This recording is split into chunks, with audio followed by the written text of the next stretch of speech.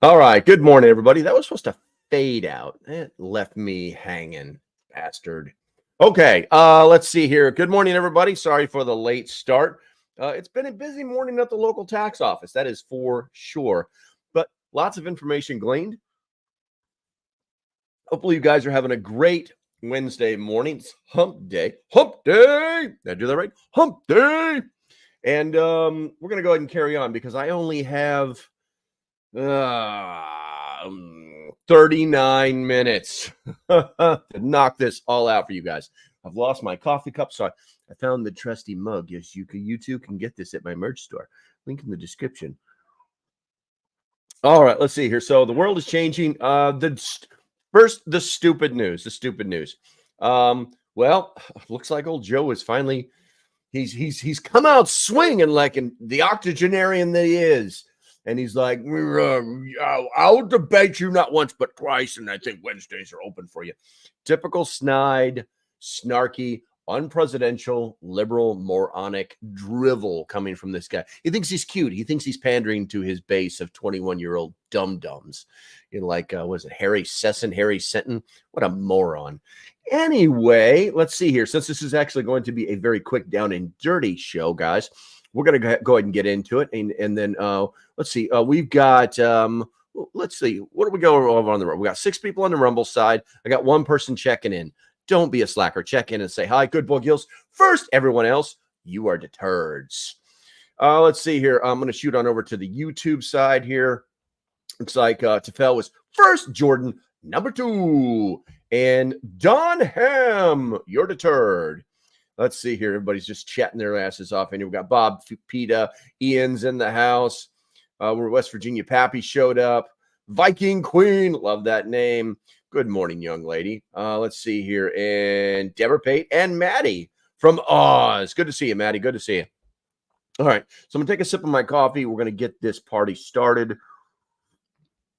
And also, guys, this is the opportunity. Do me a favor. Go ahead and hit that like and subscribe button if you have not done that yet. You definitely need to get your butts in gear. Okay, so the first thing we're going to talk about, as in the title, Biden's cybersecurity plan vows to support development of a digital identity ecosystem.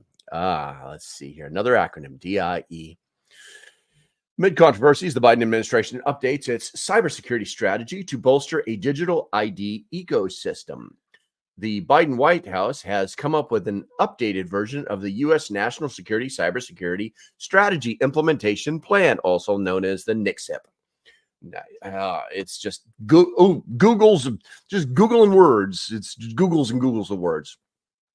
That, unlike the first, addresses the issue and commits to supporting development of a digital ID ecosystem. The initiative is included in the document as one of the strategic objectives, the stated goal being to advance research and guidance, quote, that supports innovation. Yeah, I guess that's how that's worded. That supports innovation in the digital identity ecosystem through public and private collaboration. Oh, so they're going to say, you guys figure this out, old company over here, and then we're going to say we did it, and then we're going to have to ask the public because it becomes like some kind of rule that will eventually turn into a law. And yeah. The National Institute of Standards and Technology, also known as the NIST, has been entrusted with doing that work, listed as contributing entities on the Department of Homeland Security, DHS, and the General Services Administration, GSA. Strategic, as part of that document, quote, strategic objective 4.5 is support development of a digital identity ecosystem. I'm going to blow that up so I can read it. It's kind of small. Initiative description. This is what they're planning. This is what they're plotting. This is what they're thinking about doing to you. The National Institute of Standards and Technology will advance research and guidance to continue supporting innovation in the digital identity ecosystem. This thing, it doesn't even exist, but it's an ecosystem somehow. Whenever somebody says ecosystem, I understand the technology verbiage, but I always like, jungle birds twerking in the background, making noise whenever somebody says ecosystem. Through public and private collaboration. This initiative may include publishing digital identity guidelines. Oh, they're making rules. Evaluating facial recognition and analysis technology, which we already know we have. They'll just get it from China. And publishing considerations for attribute validation services, which means asking your permission. They're going to be like, we have to. The rules say we have to, like, ask for your opinions for 30 days or something like that, and then we'll decide what we want to do. The NSC reference: the federal government will encourage and enable investments in strong, verifiable digital identity solutions that promote security, accessibility, and interoperability. Financial and social inclusion. Oh, isn't that special? That sounds like a social credit score. Let me say that one again for you. Financial and social inclusion. Nice. Consumer privacy, that doesn't matter. They'll just sell it off to somebody else. Economic growth, that's a big whatever. Building the NIST led digital identity research program authorized in the Chips and Science Act. That's right. Remember the Chips Act, guys. It was supposed to be, hey, we're just going to start making our own microchips and processors. We're going to start doing our own stuff here, so we ain't got to worry about Taiwan and China. You remember that? That's what that, but buried inside that little law now, that bill that became a law, the Chips Act, is this little monster. The efforts will include strengthening the security of digital credentials, providing attribute and validational services. Basically, who are you? Prove you are who you are. No, you can't have your stuff. Conducting foundational research, which they've already done. Updating standards and guidelines, which will be the rules of the road. And governance processes to support the consistent use of interoperability and develop digital identity platforms that promote transparency and measurements. They want. Yeah, they're transparency into your every stinking inch of your life. Yeah, that's exactly what they're going to do. Being those solutions will be secure, accessible, and interoperable while fostering all the good things like consumer privacy, economic growth, and financial and social inclusion. There it is again, not once but twice. The way it is promoted, the U.S. government's plans around digital are not much different from how they defend elsewhere in the world. Those opposed to the schemes, however, cite a range of issues linked to the digital centralization of people's identities, such as large-scale data breaches, which happen every day. We talked about this yesterday.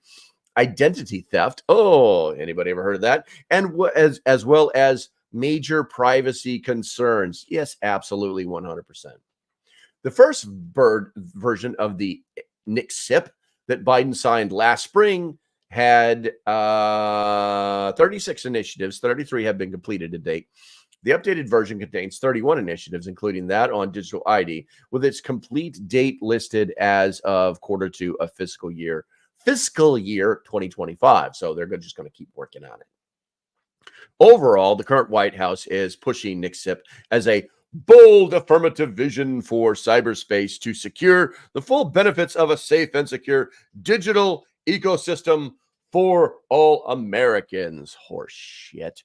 Digital ID systems, which provide a way to verify an individual's identity electronically, have sparked significant controversy from a civil liberties perspective for several reasons.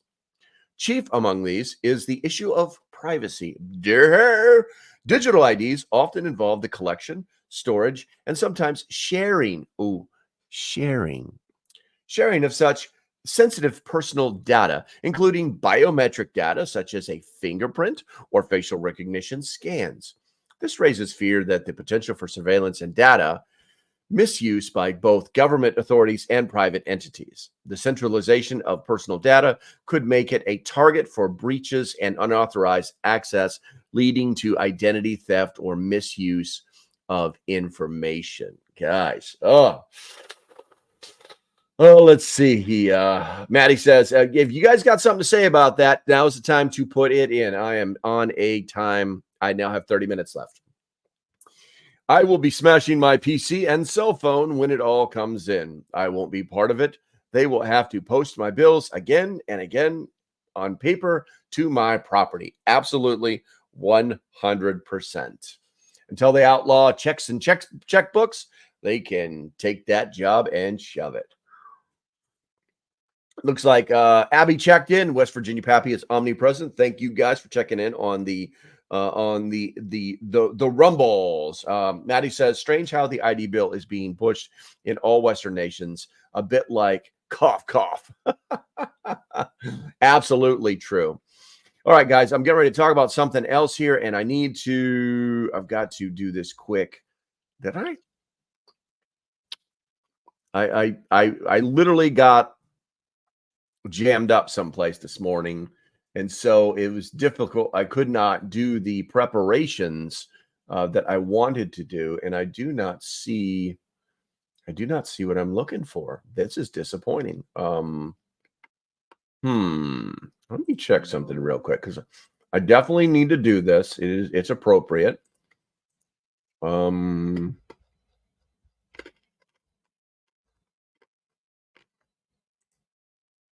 did that get downloaded to? You know what? I don't know that I made one. Wow. Okay. Well, guys, you know, the let me just do it this way then. Here's what we're gonna do. So one of the sponsors, one of the unofficial sponsors of this, but definitely an official sponsor of Prep Stock, is a company called Practical Survival. It's right down there. It's right there.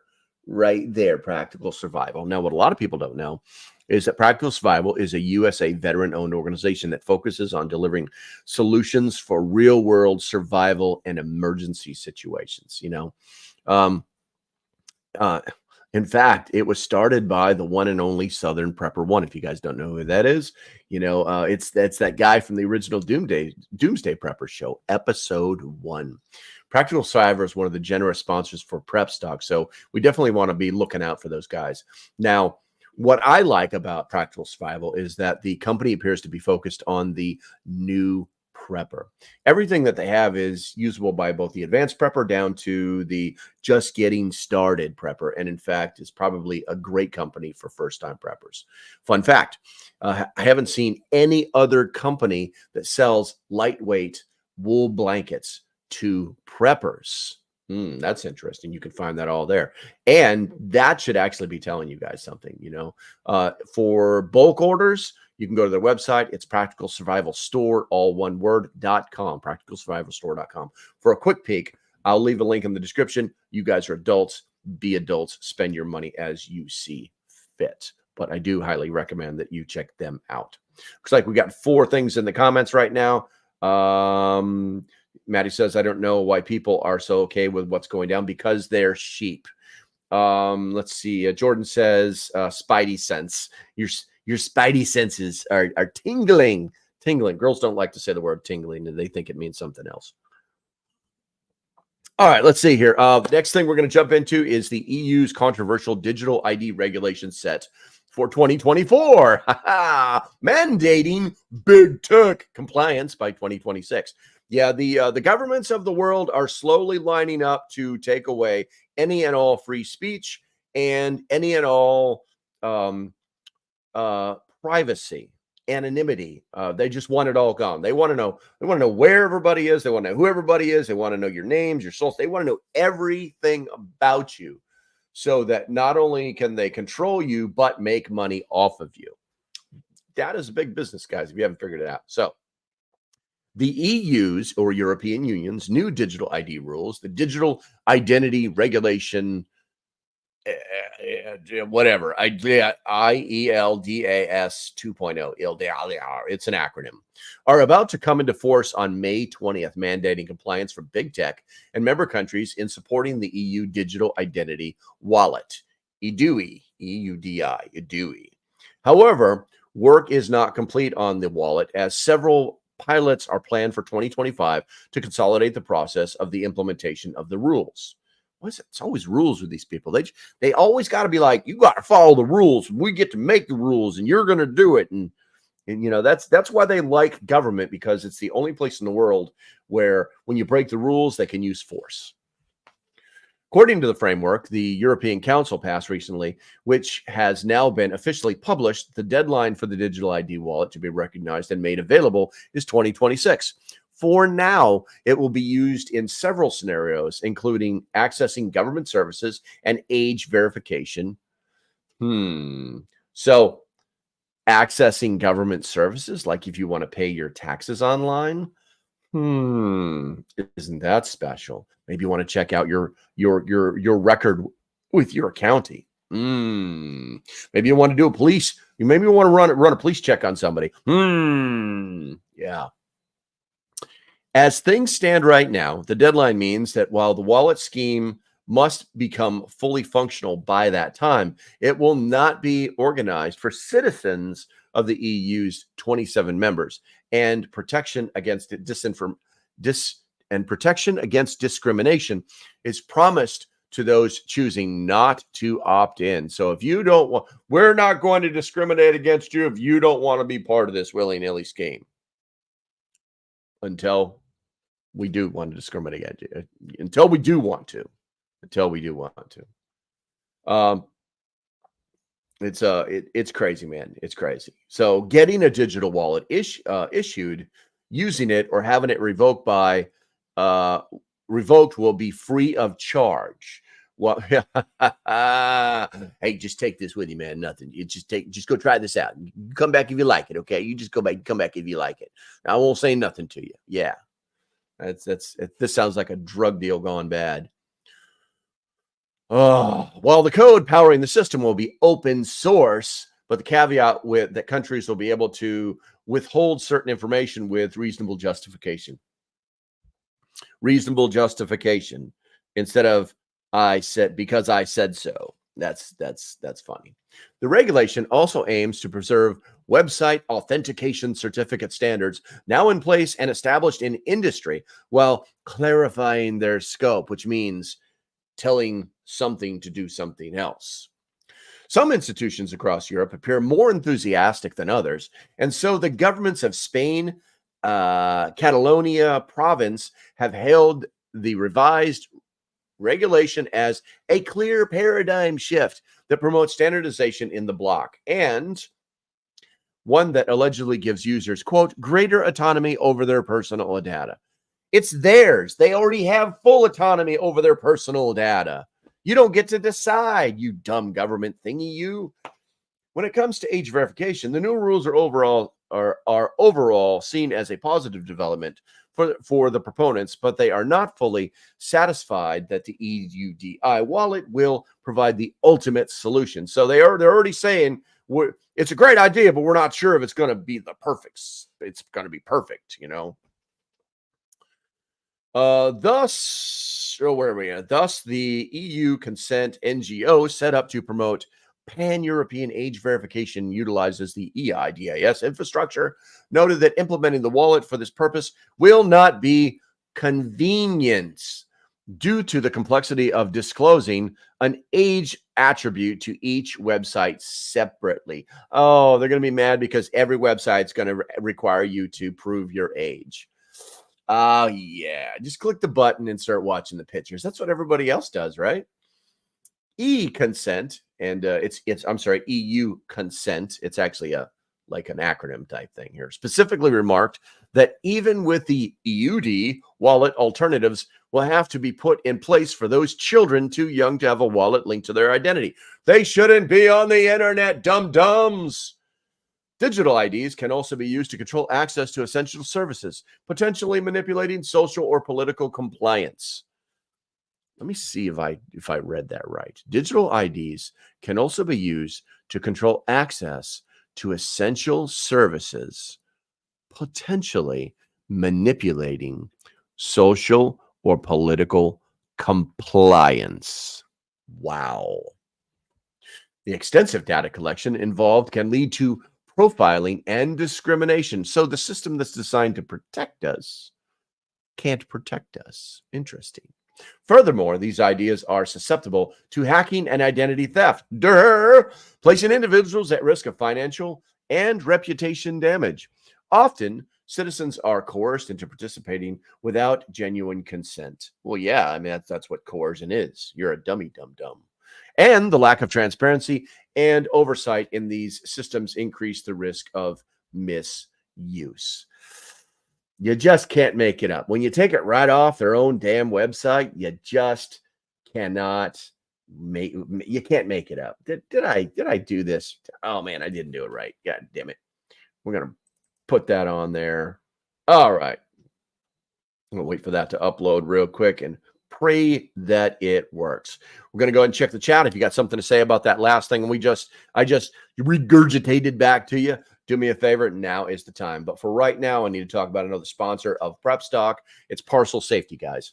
Parcel Safety's mission is to provide strong products for strong protection. I personally know this. I own several of their masks for myself and my family. Yes, I'm an affiliate. I made 32 cents every time you spend $100. Big whoop. But Parcel Safety, with them, they prioritize protecting the health and safety in many different fields. Their respirators serve as a vital defense against a wide range of respiratory hazards. And I know this to be a fact because I've used them in some really bad places. With things heated up in the Middle East, and just thinking out loud here, an airstrike on an Iranian airbase and a nuclear site? Gee, that sounds familiar. Now, although we have seen this already, and the airstrike was more or less just a show of force with drones to these sites and caused no real damage. That being said, it was Israel's way of showing that they know the locations of these sites and can reach them if they really, really want to. Now, although practically forgotten, these are significant events that should be of interest for the prepper and the tactical communities, which you guys are in.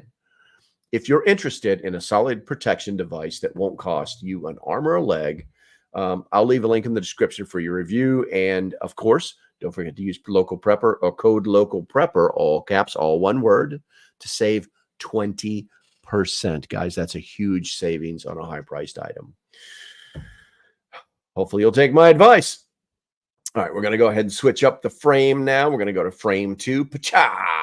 Because we just did parcel. Let's do this one. All right, let's see here. The next thing we're going to talk about is, well, we're going to check. Let's check the internet. Let's check the old chat first. Let's see here. Abby says, everything seems safer under the mattress than on the internet. Absolutely 100%.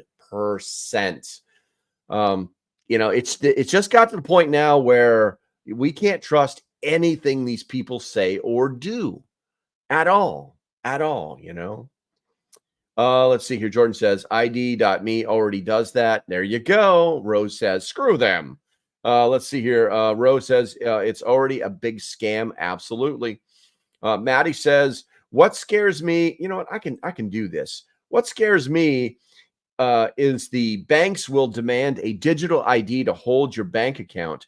And how will you pay your rates and car rego without one? Yeah, I mean, see, here's the thing, guys. Digital ID is coming, whether we like it or not. It's the future. It's the way of the world. I'm not saying it's a positive thing. What I'm telling you is that it's going to happen, whether we like it or not. So what we have to do is we have to control it. Okay, we have to control it. And how do we do that? We talk to our state congressmen and women, and we emphasize that we don't like this. And we won't let you write laws that say that we must use this. And we won't let you write laws that say that we can't go after somebody else in court, use a little lawfare on them, when they try to force us to do it. Now, what will happen is the free market will take over, and the companies that will accept your cash, then those are the places where you'll spend your money. It's that easy. It's either that or the black market, or whatever. It's going to be one of those things. It's just that easy. Rago is Aussie for registration. Yeah, I picked that up, bro. That's why I just read it out. I appreciate you. And tell your Australian friends, man. Tell your Australian friends. I know your history, dude. I know your history. So maybe it's time to take that rifle back. Look it up. All right, let's see here. The next thing we're going to talk about, because we have 15 minutes tops, and I got to walk. The tangible web of the CISA,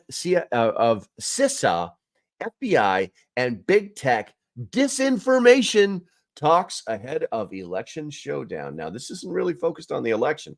It's focused on all the stuff they're trying to do to funnel information the way they want it, so it goes in our ears and we don't hear anything else. Amidst legal controversies and impending elections, Senator Mark Warner champions resuming federal talks with big tech to combat disinformation. And if you guys don't know this, Mark Warner is a flaming left liberal. But it's good to know who these people are. You know, they say know your enemy.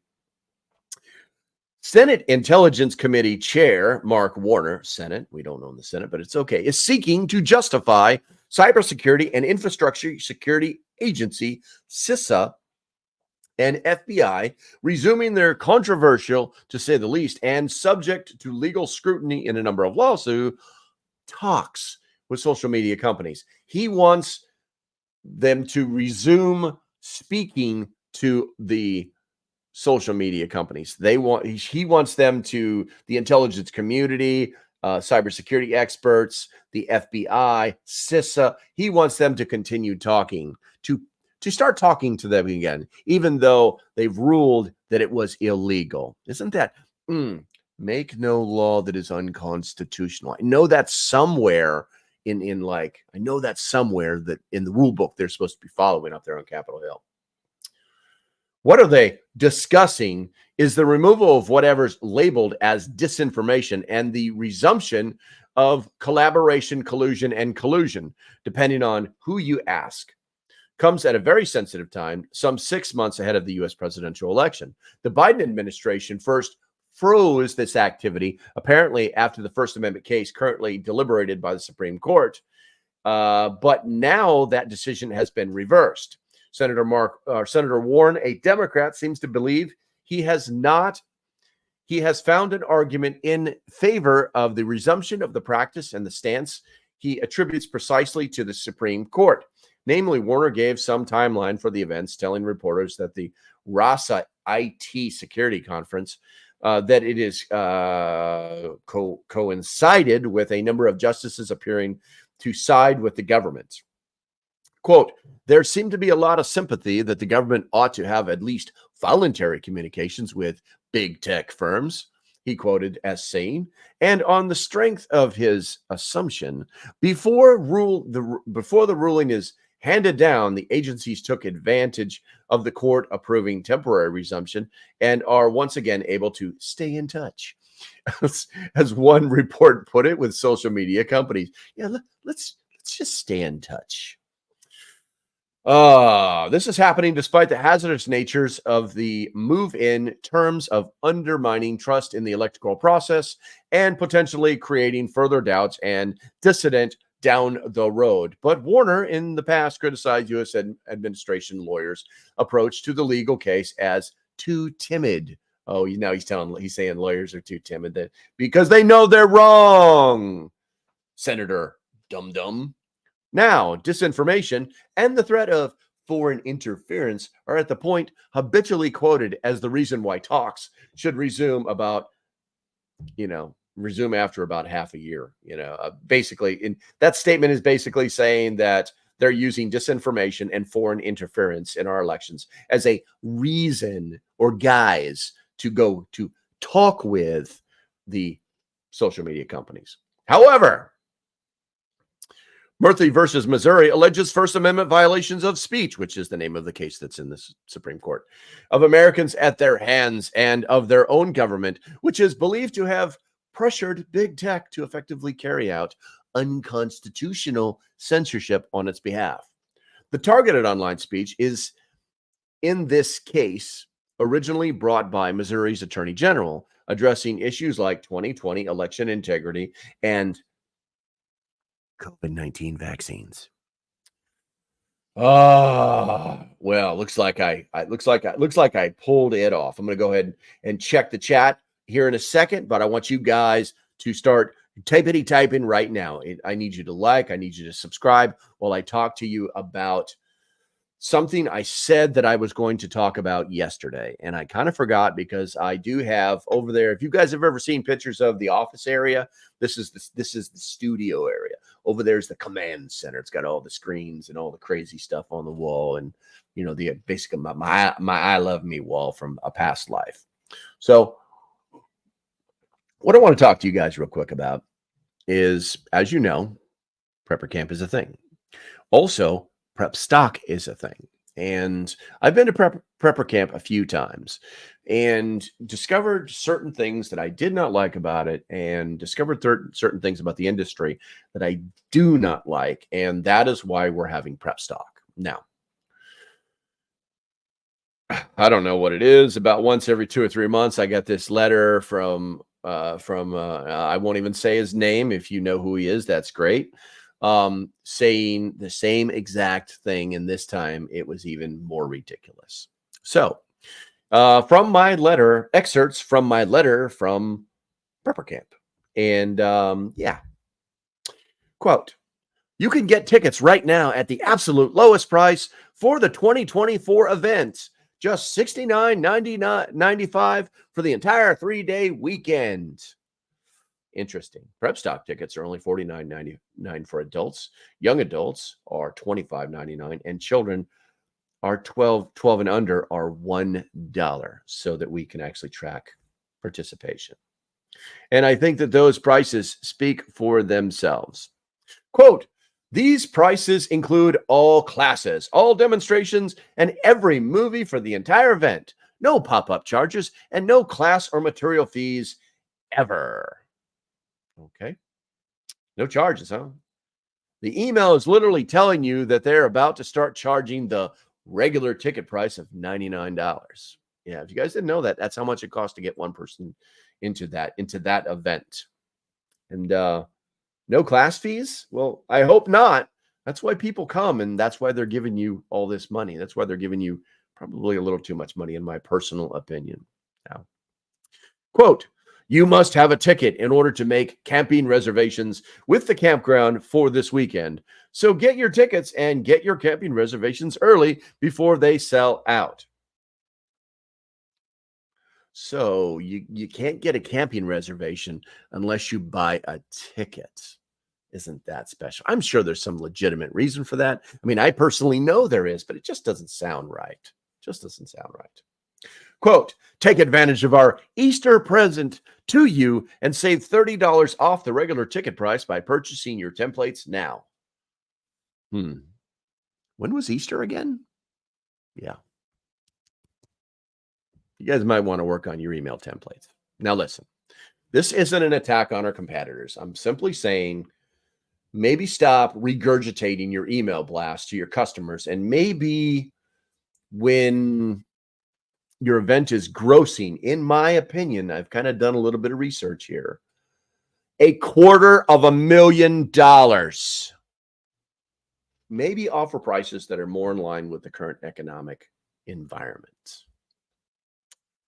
Okay, so I'm going to go ahead and check out. I'm going to change this just to do it. Just do it one more time. I think I missed this one. Boop. There we go. Change that right there. I'm going to go ahead and check out the comments over on the Rumble side. West Virginia Pappy says, reading 1984 for their playbook. Yep, that is. And Good Boy Skilled says, "I just won't get one when they force it. Looks like it's time to get off grid as much as possible." Absolutely true. 100%. I'm also trying to get an interview set up with somebody who is like one of the godfathers of preparedness.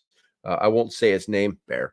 And I'm trying to get an interview with him so I can talk to him about some of the things that actually affect preppers, preparedness, trying to get to that whole homesteading thing some way, and then also talk to him about some of the really cool stuff that he's doing to help people in general.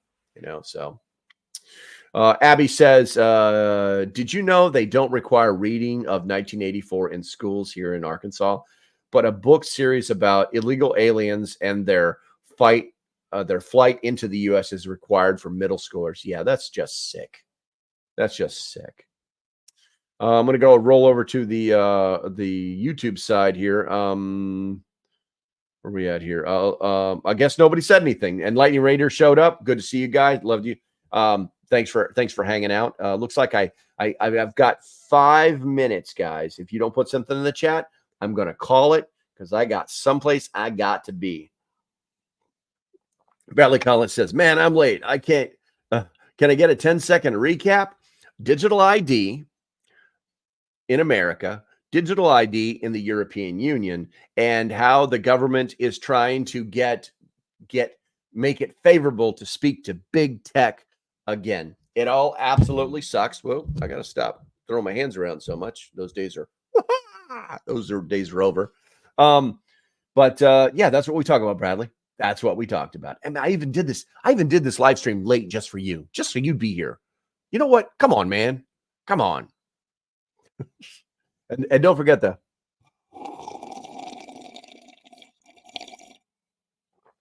Yep, I can do it too. All right, guys.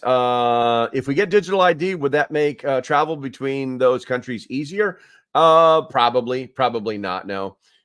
Digital Bradley says, I know, man, I'm a slacker. Yeah, the whole thing about digital ID. See, here's the thing. The TSA. What is it? Was you had TSA something, and then you had another company that was in several airports in the nation. It was like Go Blue or something like that, where you could like go and you give them like a retina scan, and you bring your documents. They take your thumbprint, and the idea is that you literally just like go up. It's like a whole different place you just walk to, and boop, and then you just kind of like boop, boop, and then boop, you're gone. You're on a plane. But here's the thing: if everyone does that, we'd still have the same problem we have now with transportation. Everyone would still be standing in the same long lines. Processing could be much faster, but what happens? So what happens when your name is John Smith and John Smith gets put on the blacklist, or John Smith gets put on the no travel list, or John Smith gets put on the anal cavity search list? You know what I'm saying? I think you can figure out where I'm going with that. Okay. So it's interesting that there are plus and minuses of certain things. And I'm a technology buff. I love technology.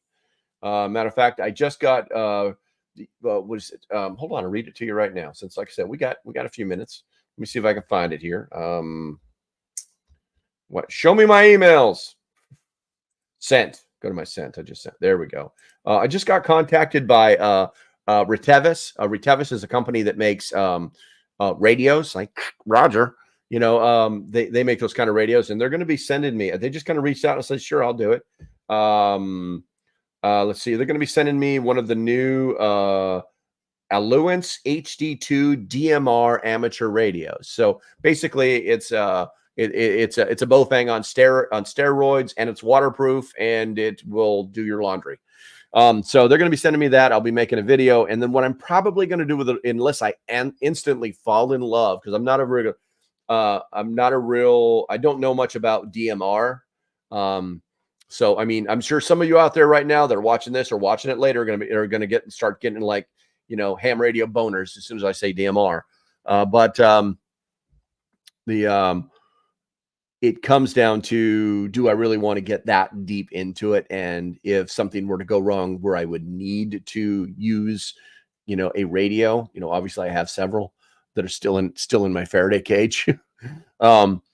That I don't know that the importance of DMR is that important, but I'm still going to give it a solid review. It's either thumbs up or thumbs down. I make no money on it whatsoever. And then what I'm going to do is I'm probably going to give away that radio, do a giveaway with that radio. I've got to the point in my preps where I just have stuff. And if a company sends me something that's like, hey, this is super duper, it's really freaking cool, but I already have like 20 other things that do that job, but I really like this, even though I love it, and even though I tell you it's a great product, there's just no more room for the stuff. So I'm probably just going to give it away. So look it up. It's an Alliance, AILUNCE HD2 DMR amateur radio. I looked at it. It's pretty cool. But once again, it's just that. It's just cool stuff. All right, guys. So I've got seconds left on this live stream. If you guys like what I'm doing, links down below. Support the channel, become a Patreon, buy me a coffee, blah, blah, blah. Buy some Amazon crap. I think you can actually buy this cup on my link tree link. It'll take you to my merch shop or something like that, or localprepper.net. Something. Do something. Support the channel. I love you guys. Stay safe. Have a great day, and I'll see you. And by the way, yes, if it does your laundry, I'm in too. You guys take it easy. We'll talk to you later. Bye-bye. I'm pushing this button right now.